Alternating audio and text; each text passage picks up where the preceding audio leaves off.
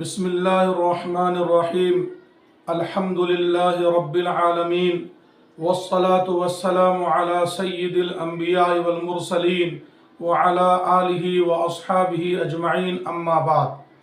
بزرگان محترم، قیامت سے پہلے کی جتنی نشانیاں قرآن اور احادیث میں بیان کی گئی ہے، اس میں سے بہت ساری نشانیاں دنیا میں نظر آنے لگی ہے۔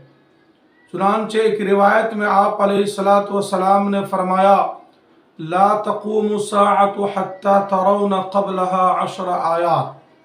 قیامت اس وقت تک قائم نہیں ہوگی جب تک تم 10 نشانیاں دنیا میں نہیں دیکھ لو گے۔ فذكر الدخان والدجال والدابة وطلوع الشمس من مغربها۔ ان 10 میں سے آپ نے فرمایا ایک بڑی نشانی یہ ہوگی کہ مغرب سے اور پچھم سے صبح کے وقت میں قیامت سے پہلے سورج نکلے گا۔ یعنی ایک صبح ایسی آنے والی ہے کہ بجائے مشرق اور پورب کے مغرب سے سورج نکلے گا۔ یہ قیامت کی بہت بڑی نشانی ہے۔ اس نشانی کے دنیا میں نظر آنے کے بعد کیا تبدیلی آئے گی، کیا فرق پڑے گا، نظام عالم میں کیا بدلاؤ ہوگا، اس کو سمجھنے کے لیے میں ایک دوسری روایت ملاتا ہوں۔ چنانچہ آقا نامدار تاجدار مدینہ صلی اللہ علیہ وسلم نے فرمایا، ان اللہ عز وجل یبسط یدہ باللیل لیتوب مسیء النہار۔ اللہ تبارک و تعالی ساری رات اپنی رحمت کا ہاتھ پھیلا کر کے انتظار میں رہتا ہے تاکہ دن میں جس نے گناہ کیا ہے رات کے وقت میں وہ توبہ کر لے۔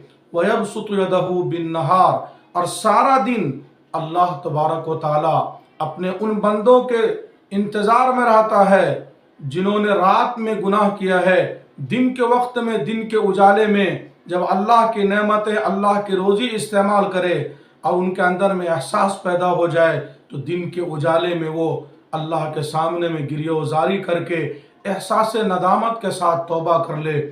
تو 24 گھنٹہ خلاصہ کلام یہ ہے کہ اللہ تبارک و تعالی اپنے بندوں کے توبہ کے انتظار میں رہتا ہے۔ آگے آپ نے فرمایا حَتَّى تَطْلُعَ الشَّمْسُ مِن مَغْرِبِهَا۔ یہ نظام اللہ کی طرف سے کب تک رہے گا؟ اللہ اپنے بندوں کے توبہ کے انتظار میں کب تک رہے گا؟ جب تک سورج مغرب سے نہیں نکل جائے گا۔ جس صبح کو پچھم سے سورج نکل جائے گا، اس کے بعد اللہ تبارک و تعالی اپنے بندوں کے توبہ کا انتظار نہیں کرے گا۔ اسی وجہ سے دوسری روایت کا مفہوم یہاں تک ہے کہ جب پچھم سے مغرب سے سورج نکل جائے گا تو اللہ تبارک و تعالی توبہ کے دروازے کو بند کر دے گا۔ اس کے بعد جو کافر ہے وہ کفر کے حالت میں رہے گا، منافق نفاق کے حالت میں اللہ اس کے دل پر اسی حال میں مہر لگا دے گا، اور مومن اچھے سچے تقوی والے جتنے بھی لوگ ہیں ان کے تقوی پر، ان کی نیکی پر، ان کے ایمان پر اللہ تبارک و تعالی مہر لگا دے گا۔ یہ بہت بڑی تبدیلی دنیا میں آئے گی مغرب سے سورج نکلنے کے بعد۔ جب تک مغرب سے سورج نہیں نکل رہا ہے تب تک انسان کے لیے توبہ کا دروازہ کھلا ہوا ہے۔ جس صبح کو مغرب سے پچھم سے سورج نکل جائے گا اس کے بعد اللہ تبارک و تعالی توبہ کا دروازہ بند کر دے گا۔ یہ قیامت کی بڑی نشانیوں میں سے ایک نشانی ہے۔